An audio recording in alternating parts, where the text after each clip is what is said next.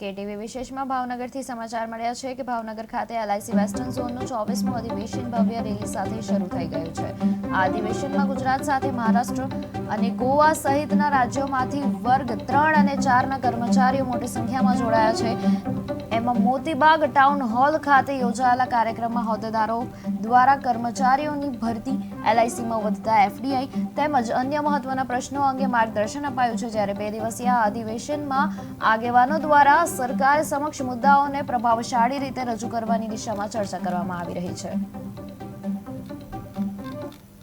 આજે જે ઘટના છે એલઆઈસીમાં એ કઈ બાબતનો કાર્યક્રમ છે? હું Kamlesh Bhatt, general secretary LIC employees union Bhavnagar division. આજે અમારા western zone insurance employees association છે એનું 24મું મહાઅધિવેશન ભાવનગર ખાતે યોજાઈ રહ્યું છે। આ અધિવેશનમાં ગુજરાત, મહારાષ્ટ્ર અને ગોવાના એલઆઈસીના વર્ગ 3 અને 4ના તમામ કર્મચારીઓના પ્રતિનિધિઓ છે એ ભાગ લેશે। આ અધિવેશનમાં અધિવેશન 13 તારીખથી 15 તારીખ 3 દિવસ સુધી ચાલશે।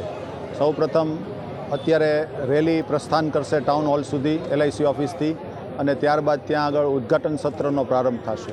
ઉદ્ઘાટન સત્રમાં ભાવનગરના વિવિધ ટ્રેડ યુનિયનો જોડાશે, સાથે અમારી સાથે જોડાશે। ત્યારબાદ ડેલિગેટ સેશન 2 દિવસ ચાલશે, 14 અને 15 તારીખે।